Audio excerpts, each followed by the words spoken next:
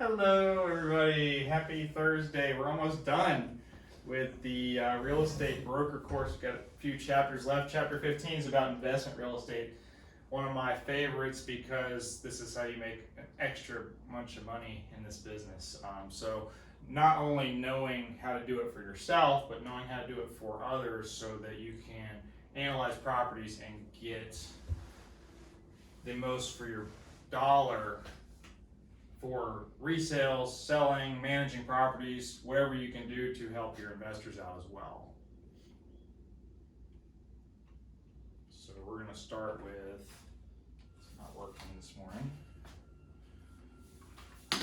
investor situation. So we've got the basic investor situation. There's an existing asset portfolio. Some people are trying to build a new portfolio, but existing asset portfolio, we have liabilities and contingent liabilities. So what's coming up as a liability, what's already a liability.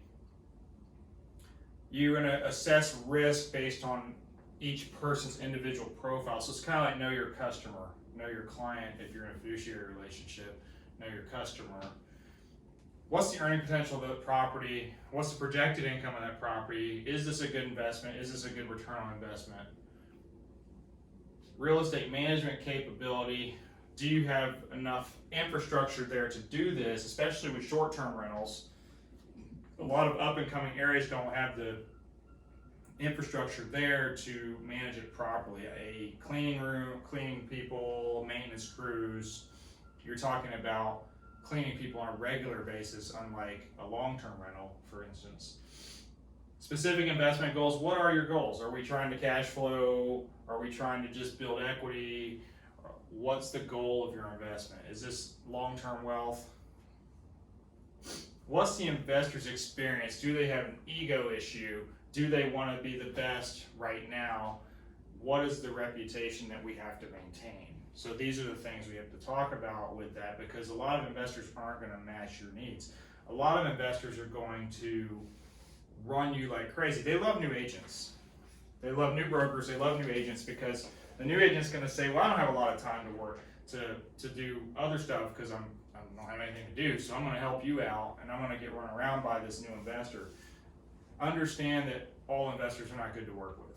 You have to pick the right ones to work with so that match your profile, that match your experience, that aren't going to waste your time, because a lot of wannabe investors are out there. So just understand that when you get calls from investors. I probably get 30 text messages and calls from investors a week, and I work with a handful in a year's time.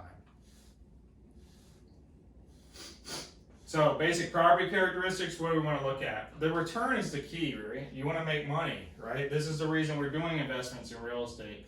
But we need to look at the different types of risk. I'm a very risk-averse person coming from the processing and underwriting world. Business risk, financial risk, capital risk, regulatory risk, inflation risk, and liquidity risk. These are all different types of risks that would be involved. Each one has different levels based on what your risk profile would be.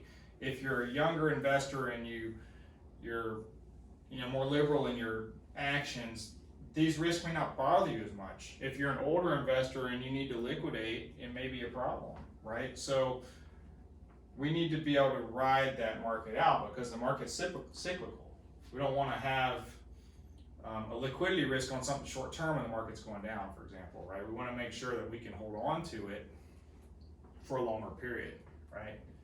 So how do we offset each one of these? Then we need to do a rent analysis. If you're going to hold a long-term rental or a short-term rental, we need to do a rent analysis for that area, right? We're doing some type of area market analysis. We're going to look at what the base rent charge would be and what's included in that base rent.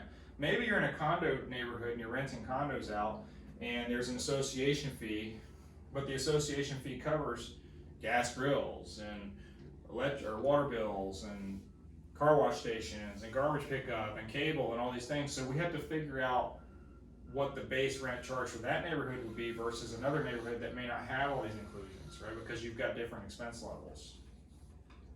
If somebody knows that their water bill's being paid and their cable bill's being paid, they might be willing to pay a little bit more in rent for that neighborhood, right? How much are you making over what your expenses are? What kind of concessions are you giving as a landlord, right? Are you giving lawn service, for example, or are you gonna have them cut their own? Expense stops, pass-through expenses, these are expenses for your income taxes, right? What's gonna happen if it's a pass-through? It's gonna go straight through onto your personal income, right?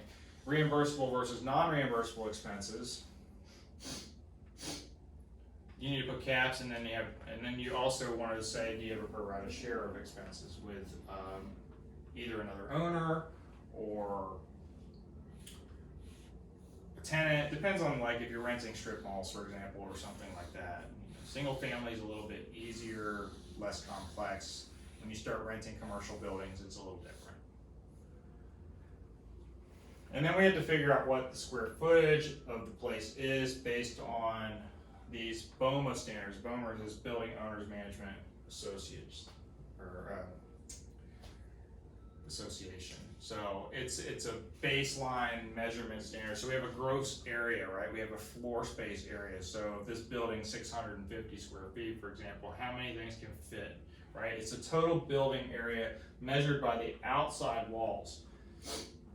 So you may have a 650 square foot place, but only have 450 square foot that you can actually use for something, right? Because you've got a bathroom and you've got a couple closets and you got, wall space on the interior. You're talking, 4 inches on the inside. So you got to figure out how much space you actually have, right? What is the leasable area? How much can you rent? All the area that's inside the tenant space, what we're talking about there, right?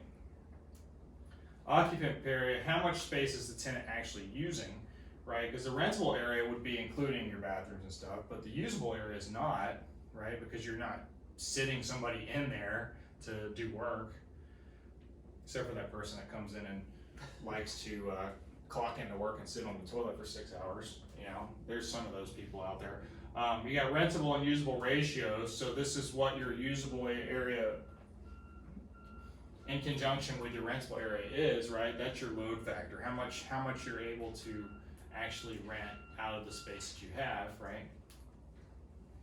And then we're going to calculate our load factor or gross up factor for our rent space, how much we're going to charge per square foot, for example, the occupant area times your load factor. So load factor is rentable area divided by usable area, and then we're going to take that area of occupant times by that load factor to get that space that we're actually using for the rent calculation. Now, that's a little bit more in depth than you're actually going to do on a real life basis. You're just going to say, hey, I've got a base number of square foot, I'm going to charge X number of dollars per square foot, and that's what we're going to have, right? So then we got to figure out what type of lease we're going to have. Now, I think we hit on this a little bit earlier on, but we have a gross lease where the landlord pays all the expenses. All you're doing is paying a monthly rent. You don't worry about anything else. Gross lease is going to include everything else. You have a percentage lease where the renter pays a base rent plus a percentage of the sales over a threshold. So a lot of times we use like grocery stores as an example for this, right?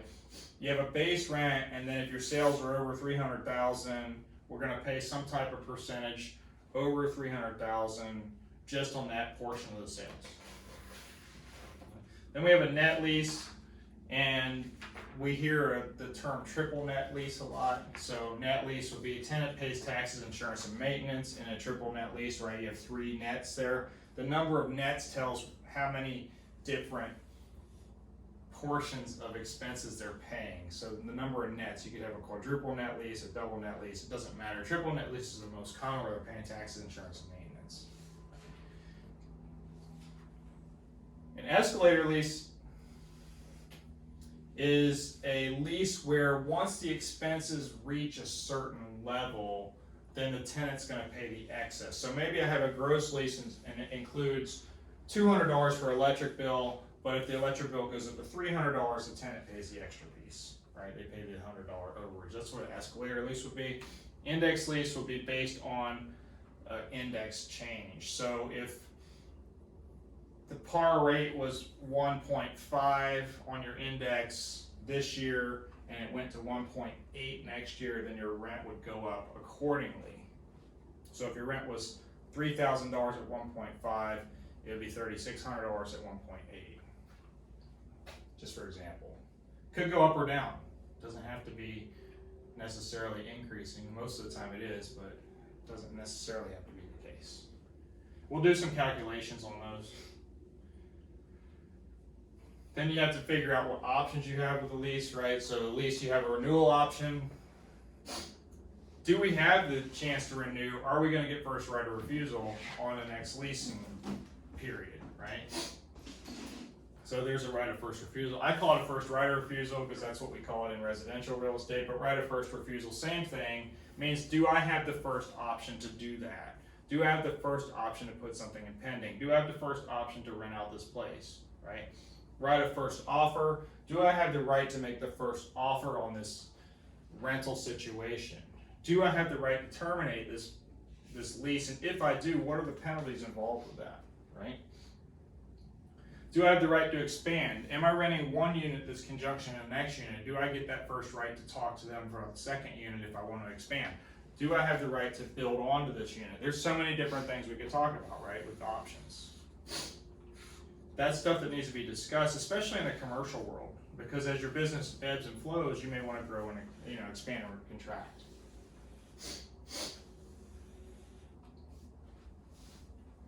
Then you have to decide, should I finance this or should I pay cash, right? So mortgages, how's the mortgage going to affect my interest? How is that going to affect my bottom lines? We're going to have to do a basic interest computation.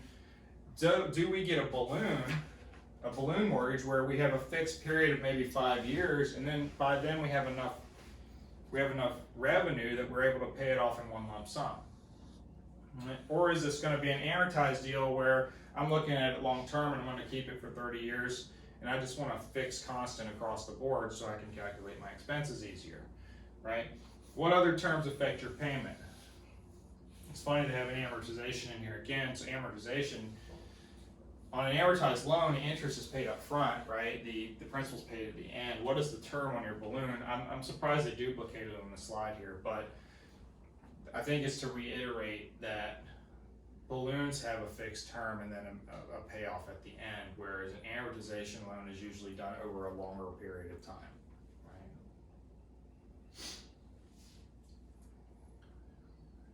What kind of recourse provisions are in that mortgage? Are we even allowed to rent it out based on the type of mortgage we get, right? Transferring mortgage property, how do we transfer it from one to another, right? Legal priority of leases relative to the mortgages, so who gets the right, who has the equitable right to this property, right? Is there a prepayment clause in your mortgage? If there is, what is the penalty? How much is the percent? And then is there some type of estoppel? Now, when you see estoppel in the real estate business, most people think of it as an HOA thing, but estoppels have to do with stopping claim against a party. So once you pay it off, you get a satisfaction, right? So it's kind of like the stop claim. It's technically an estoppel. That makes sense. Reviewing structural conditions, right? The roof should be professionally inspected. Look, you should always inspect a place if you're going to rent it out or sell it, right? Or buy it, right? HVAC, heating, ventilation, air conditioning, older systems need more service. These things need to be taken into consideration, right? Because you're going to have reserves for replacements. Electrical, older systems may need upgrades, right? This is common sense, but when you're looking at investment property and you're talking to investors, you need to know this stuff, right? Insulation, are we checking for asbestos, or do we have the wrong kind of insulation in the place, right? That's a health hazard in this case, right? Utilities, do we have a separate meter for each unit? If we do, are we able to do net leases? Because one person might only be in the office 2 days a week, and the other person might be there 6 days a week. If you're on a shared meter, then how are you going to do those expenses, right? It's not fair for the one with less usage to pay as much money. So maybe you get separate meters and you do net leases, right? Storm drainage, we have to comply with health and building codes, right? So we have to conform to local rules. Do we have internet capacity? Do we have the bandwidth? Do we have the availability? Is the building managed by one company? Is there a monopoly over that building? We have to understand all these things. Likewise for health, and it's not on here, but what if there is a need for handicap spot. If it's commercial in Florida, you have to have one handicap spot for every 25 spaces. So do we have adequate facilities for ADA compliance, right? These are the things that matter. Then we have the site description. Now, it looks like we're building here, right? So we have land that's ready for a building is a site. So out back here we have land that's almost ready for a building. So this will become a site at some point. Right now it's just a piece of land that's undeveloped, right? We're developing the land. Once it's developed, then we'll have a site, right? Physical features include the shape and the size of the land. What's the topography? Is there lakes? Is there enough drainage? How's the soil? Is it sandy? Is it mud? Does it need to be graded, right? And then, are we assembling parcels together? This term assemblage means we're putting parcels together, right? We're adding parcels together to have a bigger piece of land so that we can package it up and build a larger building, maybe some commercial space, for example, right? Plottage can also be done through developing for single family homes, right? We're investing. This person wants to sell 5 homes, but there's 8 owners in a neighborhood, or 5 acres. There's 8 owners in a neighborhood, and the neighborhood's 100 acres. I can go knock on all the doors, package that up, assemble the land together into one parcel, and sell it off to a developer so we can build it. The developer then is going to turn around, plat it out, subdivide it, and put it into smaller pieces, right? So plottage is the increase in value that we're getting through this assemblage, right? So if we're assembling, if we have one lot, it might be worth let's say it might be worth $40,000 an acre, and it's 5 acres, so that's $200,000. But if we get the 100 lots all together, 100 acres all together, it might be worth $50,000 an acre, right? So if that comes up, now we have this $50 million deal, and we have an increase of $10,000 an acre through this process called plottage. Plottage is an increase in value when 2 or more lots are taken as a whole piece and they're added together through assemblage. Access. What is the access to this property? Is it landlocked, for example? There's a 5-acre lot that we had for sale in Mandarin in 2005 that had, it was landlocked. It was behind an apartment complex, couldn't get to it. So how do we get through there? Do we get a prior road maintenance agreement? Do we have to buy a piece of land for an easement, right? These things, was there already an easement by prescription? There's things that we could figure out, right? Access, road frontage, and visibility are very important for locational attributes, right? If you're far away from shopping and the beaches, for example, you may have less desirability, so the value goes down. Right? Legal descriptions, zoning use.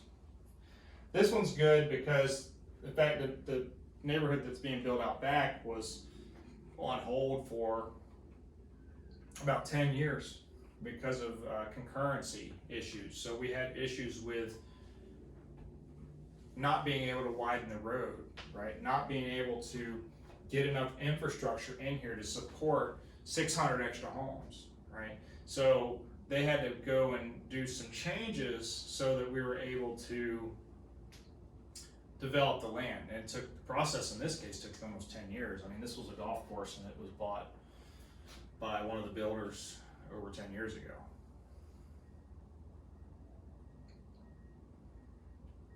So then we get back into this investment owner data, right? So owner's information has to be verified. Owner data always needs to be verified, right? What's going on with this property? We need to figure out what's really true, because the owner that wants to sell something, they want to be out for some reason, right? They may be telling us something, but you need to trust people, but you also need to verify what they're saying, right?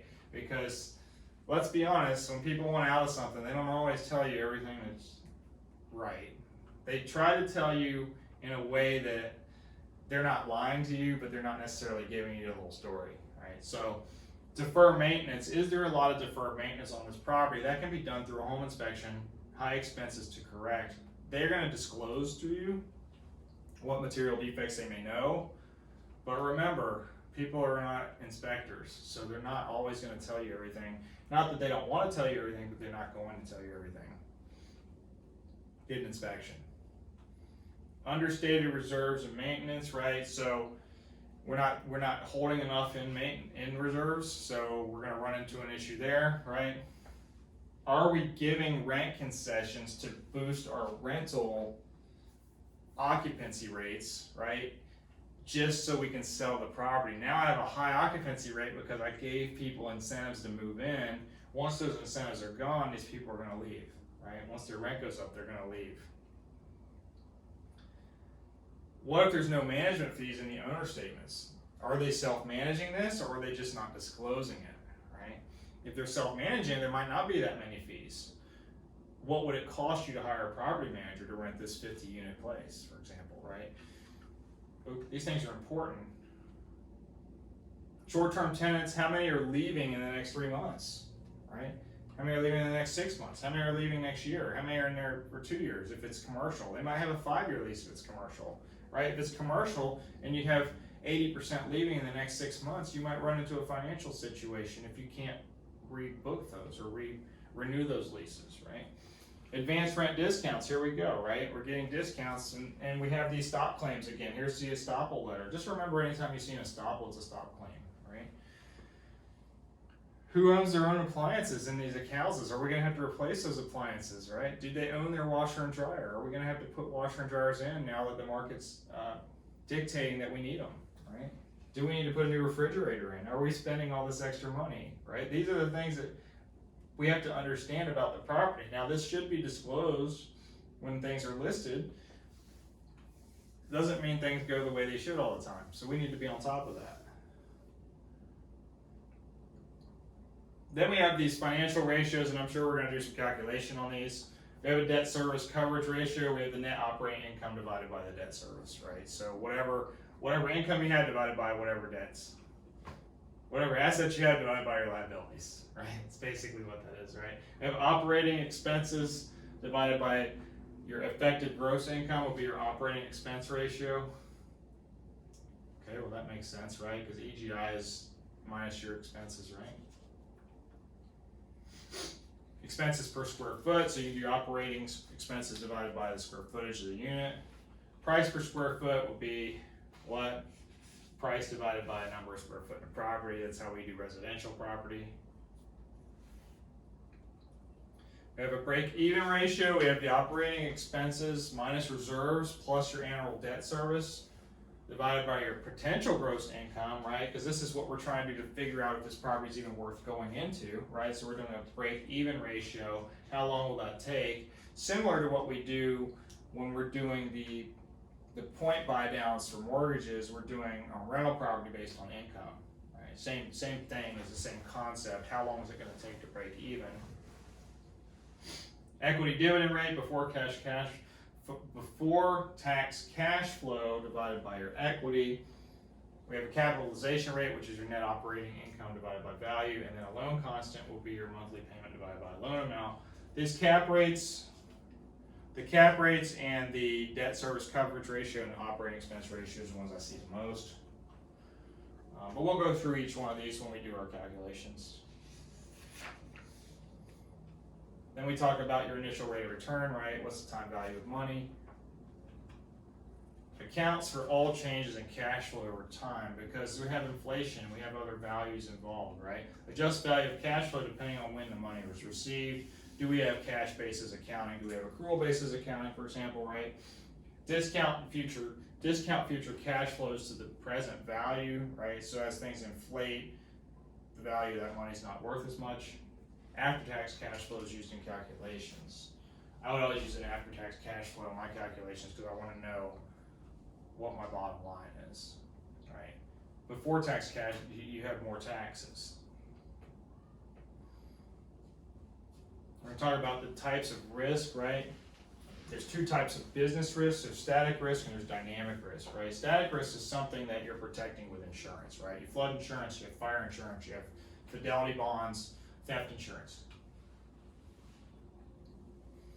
Dynamic risk is going to be economic changes, code changes, tax changes, stuff like that, right? It can't be insured, requires due diligence before you purchase it because you need to understand that the economy is always changing. That's more important to me than static risk because static risk you're managing by insurance policies. Right? Financial risk, is there a risk of your mortgage payment increasing? Do you have a balloon mortgage? Do you have an adjustable rate mortgage? Or is it a fixed rate mortgage and it's not gonna change, right? Can we refinance it in the future and save interest to increase our bottom line? Capital risk, can't get financing when I need it. What if the building's available now and I can't get financing for 60 days? All right, a lot of investors that flip run into this situation. They have this capital risk situation because they run their debts up, they're knee deep in or neck deep in loans. They can't qualify for any additional loans and the next one comes available. Can't get financing when needed, right? So they lose out on the next deal. Well, if you're constantly moving things and you show more income, you can offset that, right? Regulatory risk, right? Laws affecting the use and taxation of this property, they can affect the value. Inflation's pretty self-explanatory, right? Especially in this market where eggs are now $25 a dozen. Right? Return rates must increase as much as inflation. So if inflation's going up 9%, your return needs to increase 9%, right? That's why rents have gone up so much in the last year or two. That's pretty much it for the concepts around investment real estate. These are things we think about when we talk to investors. These are not necessarily used in every level and every practice for real estate investing. It depends on if you're looking at commercial, industrial, agricultural, residential. You know, all these are different, right? Business opportunities or business brokerage is a little different, but there's a lot more analysis that goes into that investment piece. But these are the ones that you have to figure out what type of investor you want to have or what you want to work with, because a lot of these more advanced operating expenses and stuff are going into more business type, commercial type deals. So that's why you should have a specialist, because they do it all the time. Good questions.